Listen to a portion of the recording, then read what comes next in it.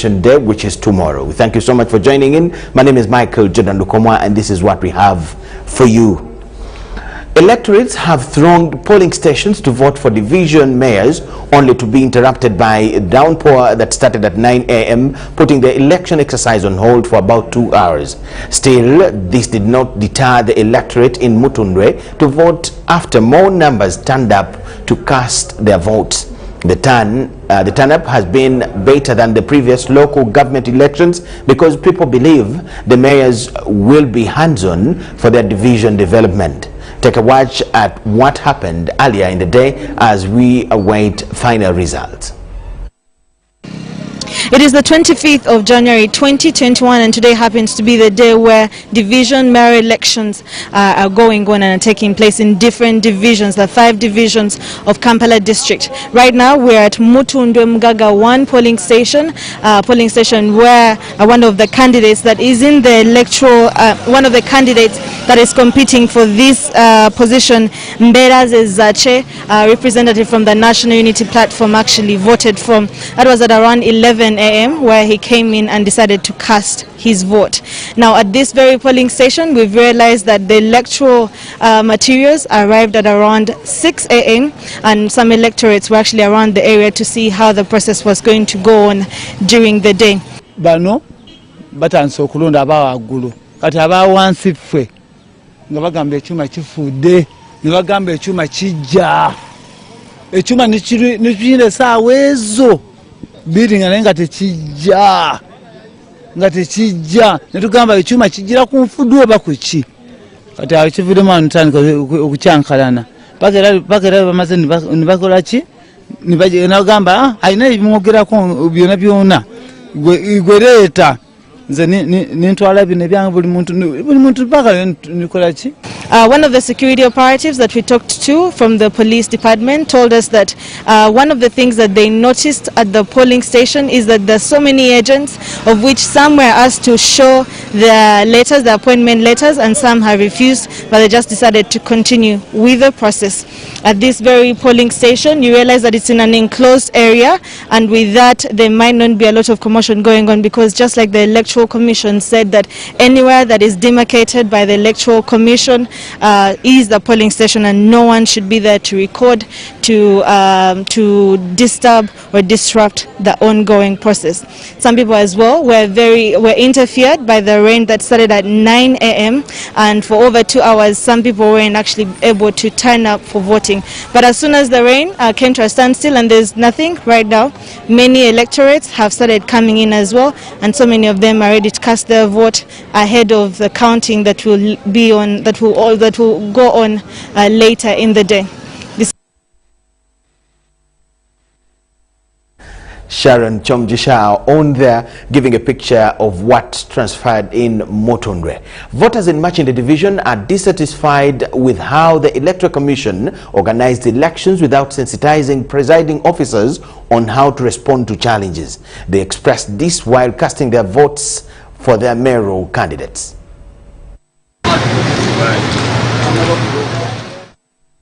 Unlike the recent Lord Mayor elections, residents of Makindye have turned up in slightly bigger numbers amid its trying to elect their division mayors.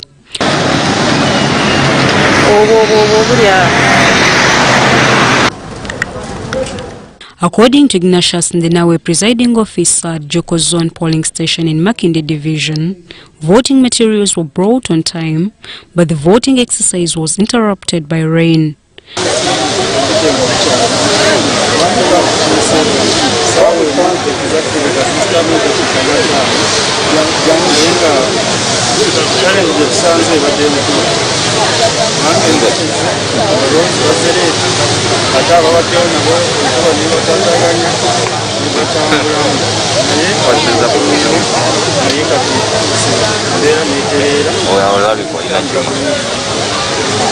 However, some residents are dissatisfied with the election process. It rained in the morning, but and they had stopped the election.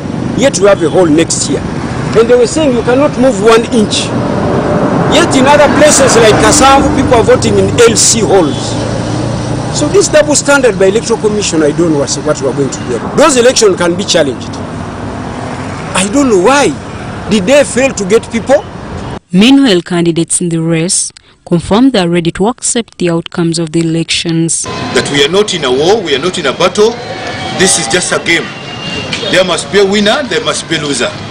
So with the capability and the responsibilities as I have as a speaker in Makindi, I feel I'm the best candidate for this post, being a man. Only God who knows what is in the box at the end of the day. But I'm sure at the end of the day, Mulyanyama will be the winner automatically. When you have no and you have the merit of doing something I have done to the match, at the end of the day, I'll be the winner, whatever it is. Ngenda kulonza basale abakyala ba single mothers abalemereddwa okuweerera abaana ng'apita mu Kalungi Foundation n'ebitongole ebyenjawulo abaana baddeyo okusoma nga tubafunira basale n'olwekyo ebyo n'ebirala bingi Makindi division eyagala amaanyi amapya eyagala mmeeyo w'amaanyi nga nze asobole okulaakulanya ekitundu n'omuntu wa bulijjo. Era wano emisa minene nnyo teyali ku manvuuli emisajja okuyitamu giri 9 ku 10 kubanga manvuuli eno waffe eyera bwezi. In these elections, residents were voting for division women councillors, directly elected division councillors and division mayors. Shaidat in Nasaku, UBC.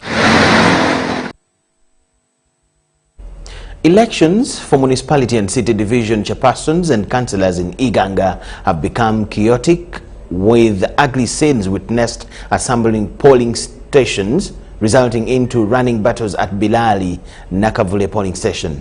The contest for Iganga municipality mayoral seat was the most heated, with 12 candidates lining up for the slot. In stark contrast to what happened during the local government elections, voters in Iganga municipality have embraced the municipality and city divisions and councillors elections. The tightest battle is for mayor between the incumbent David Balawa, who is on an independent ticket, National Unity Platform's Bam Lulenzi, and the National Resistance Movement candidate Asumani Ndabasada.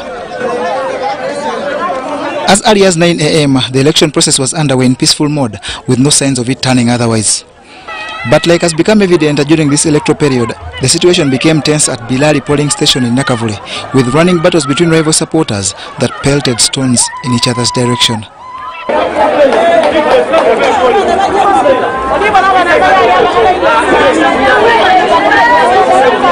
It's at this polling station that National Unity Platform mayoral candidate Bam Lulenzi cast his ballot and immediately castigated the unrest caused by mainly youth that allegedly wanted that polling station cancelled. Iganga town tena mkulembezi wantalo ayikana Bam Lulenzi adogeta abantu bona oyo mbwene nga akana kufuka meya ali kuba abantu baje okufuga mo bungana wanafuka meya jakuba chitia. Uganda police ably intervened with several arrests that quelled the situation that was on the verge of turning fatal. Purely, we are here for law and order and to prevent crime. So, a group of people, they wanted to disrupt the peaceful exercise we are having. So we had to step in quickly to intervene. We had to use tear gas and we dispersed them peacefully. But by then, damage had already been done, with many voters opting out in fear of losing their life during course of carrying out their constitutional mandate. The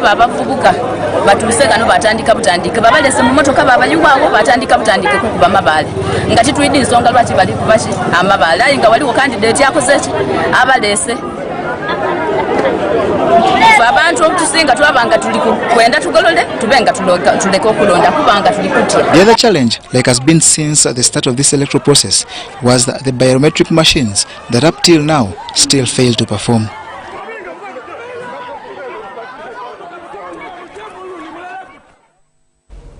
High Court in Kampala has ordered security operatives surrounding former presidential candidate Robert Chagulanyi Sentamu's home to vacate with immediate effect. According to Justice Michael Erubu's judgment, for security operatives to surround Chagulanyi's home, it infringes on his personal liberties guaranteed in the Constitution. It's now 1 week and some days since security operatives surrounded Robert Kyagulanyi Ssentamu's home located in Magere, Kasangati Town Council in Wakiso District. Following this and the infringement on Kyagulanyi and his wife's rights, it prompted NUP lawyers to file a case in the High Court seeking court to order security operatives to vacate his home, for which they say was an infringement on his civil liberties. In pursuit of the submissions on both sides, Monday morning, Justice Michael Elebu made his judgment on the matter filed before. In the judgment, which was read by the Deputy Registrar, Jamson Karemani, court ruled in favor of Robert Kyagulanyi Ssentamu. According to Justice Elebu, for security operatives to surround Kyagulanyi's home, it's an infringement on his personal liberties granted in the Constitution. Having considered all the circumstances of this case, it is my finding that the continued indefinite restriction and confinement of the applicant to his home is unlawful. In the result, it has been established that his right to personal liberty has been infringed. Court also noted if the state has insufficient evidence that Kyagulanyi committed any offences and a danger to society, it's at liberty to file a case in court against him. Justice Elebu added his ruling that was no insufficient evidence produced by the state that the applicant, Kyagulanyi, is a threat to life and public property, as earlier reported that there was reports of him holding public demonstrations refuting the outcome of the election results. When the applicant are unlawful, it is hereby ordered that they are lifted. Consequently, an order for restoration of the personal liberty of the applicant is hereby issued. However, Justice Elebu ordered Kyagulanyi to observe the standard operating procedures of COVID-19 required by the Ministry of Health. After court, NUP lawyers led by Counsel George Musisi told the press that they were in agreement with the details of the ruling to the letter. Court said that the restrictions on personal freedom are so important that restrictions on them should not be casual, and the restriction on someone's liberty should not be indefinite. This is not the first time court is giving such orders to security operatives. The same orders were once given to operatives in 2016 to vacate Dr. Kizza Besigye's home located in Kasangati. However, it was not complied with. In case the state doesn't comply, that will be disobedience of a lawful court order. The law stipulates how people who disobey court orders should be treated. We shall initiate contempt of court proceedings seeking arrest warrants against the said officers in their individual capacities, those who will tend to disobey the lawful orders of court. He filed this case against the Attorney General, Commander Defense Forces, General David Muhoozi, and Head of Police, Martin Okoth-Ochola. Robert Kyagulanyi Ssentamu, in filing this case, informed court that after casting their vote on 14th January 2021, they went back to their home at Magere Gayaza in Wakiso District, only to be sealed off by security in the evening.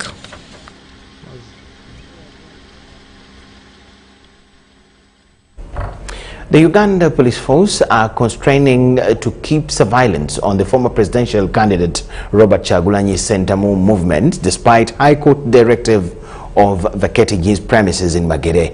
The police spokesperson Fred Enanga, while addressing the media, acknowledged having received information of the court order and urged the subject to comply with the standing directives of preventing him from unlawful acts.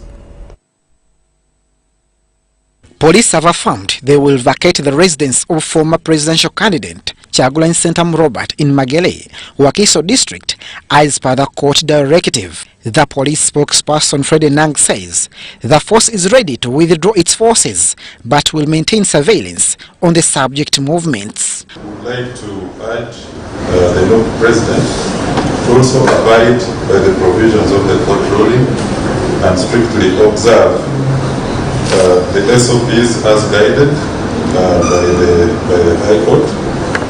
And as a Ugandan, he has an obligation to remain law-abiding and observe rule of law. We shall, however, as a prerogative of the police, maintain our surveillance just to ensure that it does not break the law during this period.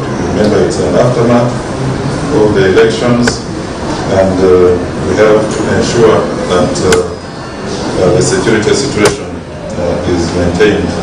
Police has also distanced itself from allegations that it had a hand in the demise of Bishop Kagwa, as being portrayed on different social media channels.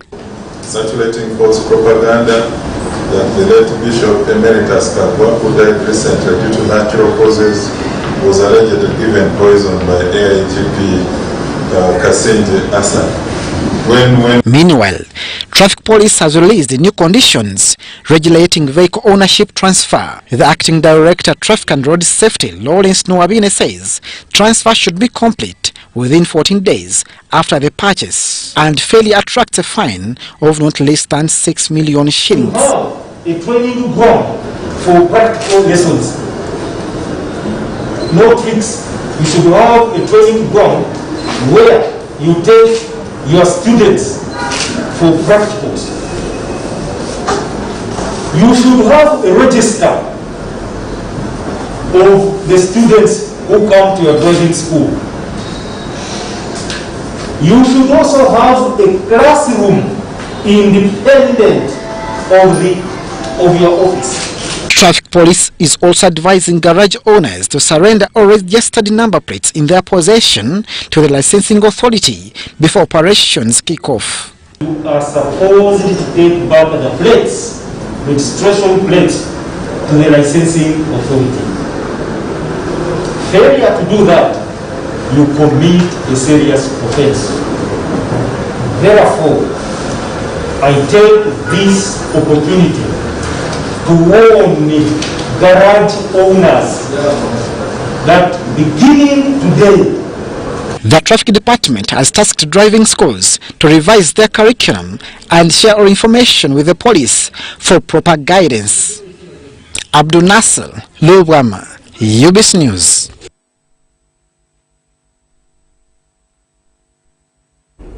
The body of fallen 90-year-old Owobusobozi Bisaka has finally arrived at Kapiemi headquarters in Kagadi district aboard a military helicopter and under tight security in preparation for by government to accord him a state burial scheduled for the 31st of January. Bisaka's body was officially received at Kapiemi headquarters at 3 p.m. on Sunday by State Minister for Public Service David Karubanga, who represented President Yoweri Kaguta Museveni. According to Minister of State for Public Service David Karubanga, President Museveni ordered for an official burial of the fallen Owobusobozi Bisaka scheduled for January 31st. He said government is making arrangements to ensure the founder of the Faith of Unity leader is accorded a decent and official burial due to his tremendous work he did for government and its people. Noija na kuuliriza kandi naona kwegesa nohura saidiye kandi atakutahiri rondi kugamba ngu akumigi entekereza agikuteyo kufuba nangwa abaira tainamu ekituita religious fundamentalism ataina hiyo kugamba hiyo rata kumusagika akunobe irunda akubaze kubinangwa eyikie nkiabaina atunda kurungi kandi nyikirizegyo erimu abantu bayingi muno ko mukimanyira. Kagadi woman member of parliament Jennifer Chomuhendo described Owobusobozi Bisaka as a hard-working person who played a pivotal role in development of Hoima and unity of its people. Atwegise okuba abamu, ayegisa abantu okukoragana kurungi, ayegisa abantu obutahukana ninkwenda mukigamba ngo kwahukana kozeki okuireho. So ninyongera okugamba nti obumo obo butwikire twine tata mukama ruhango obusobozi omubiri gwo gucyari active gucyayino bwomezi obukora.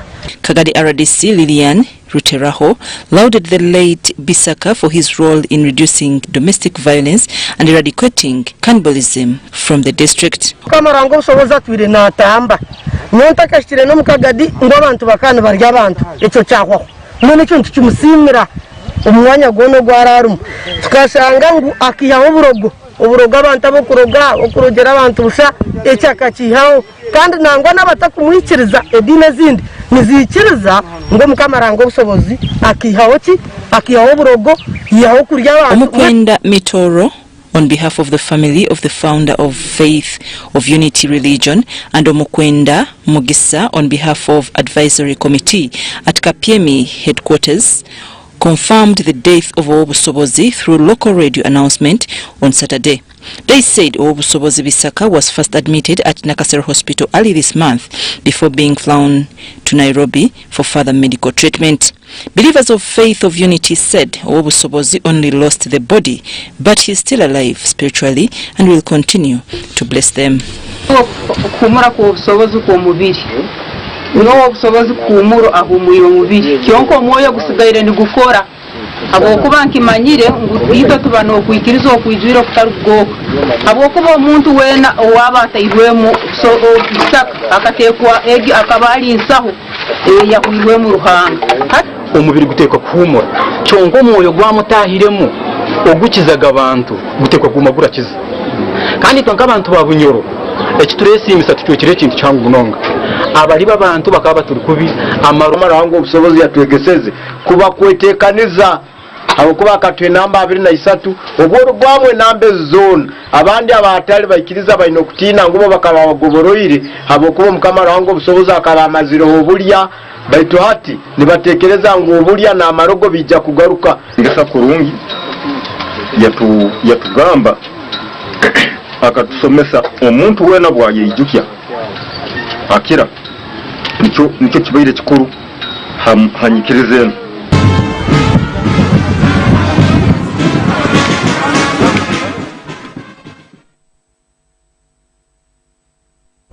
We thank you so much for watching. This is a point where we'll take a very short break, and on return we'll have more. Please keep it with us. This is UBC News Tonight.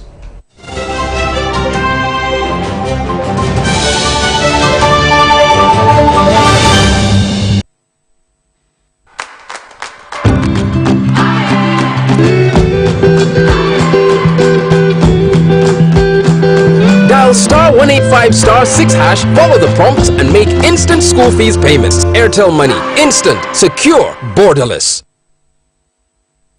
A human rights defender is anyone working to promote and protect human rights in a non-violent manner. This often exposes them to risk. Are you a woman human rights defender, a journalist, legal professional, youth and/or person with a disability engaged in defending the rights of others, and your right has been violated or abused in the process, or you have encountered someone defending people's rights whose rights have been violated? Contact the National Coalition of Human Rights Defenders Uganda on toll-free line 0800 100 250. or helpline 0778 576 852.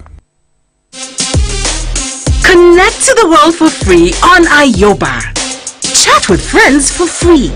Play games all day for free. Jam to Ziki for free.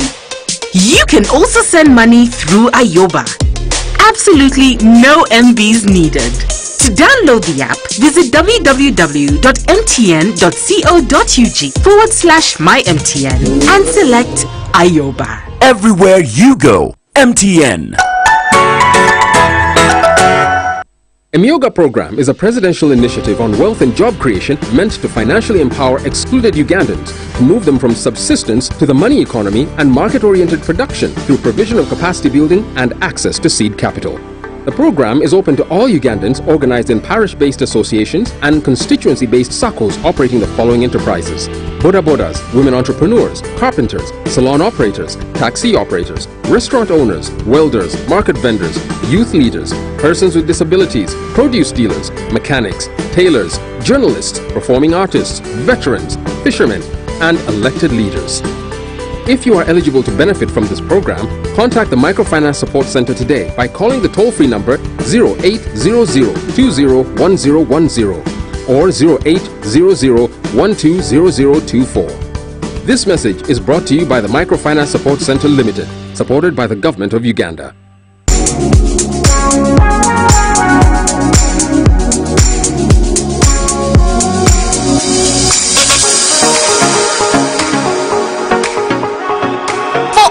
Shopping needs, Yes, come to Capital Shoppers. We have a variety of items like foods, garments, cosmetics, and all sorts of drinks. Enjoy your shopping experience at affordable prices in our fully stocked branches in the following areas: Ntinda Station Road, opposite Makere Business School along Port Bell Road, Duster Street opposite Nakasero Market, and Garden City on Yusuf Lule Road. To all our customers and suppliers, we thank you for your continuous support. Stay safe, wash your hands, sanitize, and wear your mask always.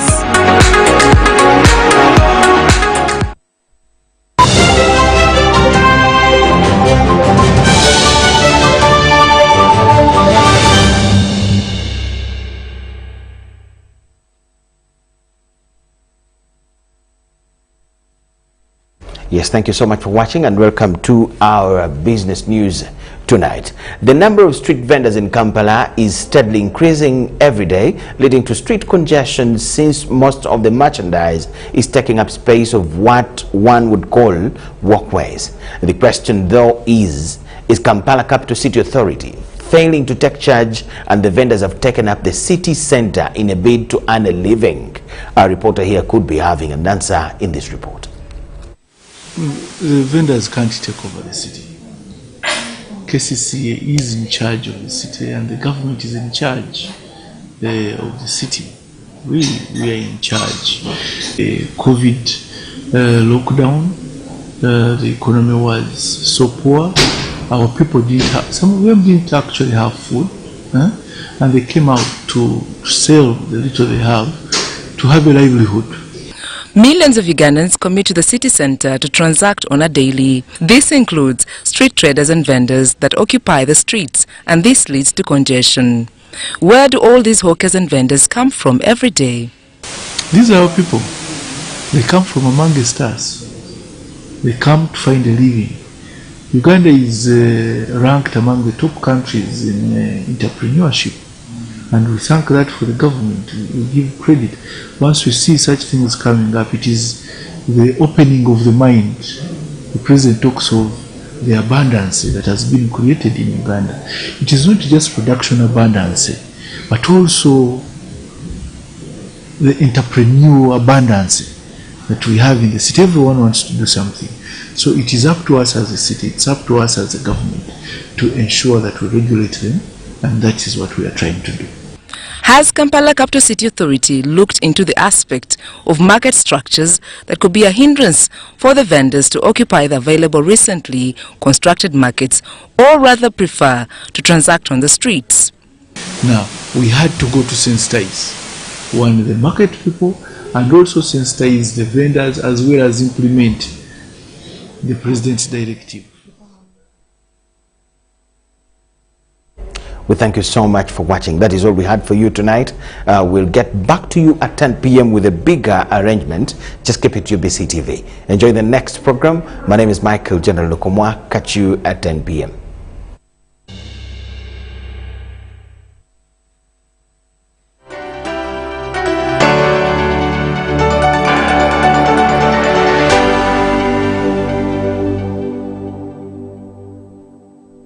Uganda. Officially, the Republic of Uganda is a landlocked country in East Central Africa. It is bordered to the east by Kenya, to the north by South Sudan, to the west by the Democratic Republic of the Congo, to the southwest by Rwanda, and to the south by Tanzania. The southern part of the country includes a substantial portion of Lake Victoria shared with Kenya and Tanzania. In his book, My African Journey, published in 1908, Winston Churchill, an early explorer, commonly referred to Uganda as the Pearl of Africa. On the 9th of October 1962, Britain granted independence to Uganda, and the black, yellow, red-striped Ugandan flag was raised for the very first time, marking the beginning of an independent nation free of its British colonial masters. And in 1963, Uganda became a republic, maintaining its Commonwealth membership. As a country, we have had a momentous journey. A promising but squandered beginning at independence turmoil during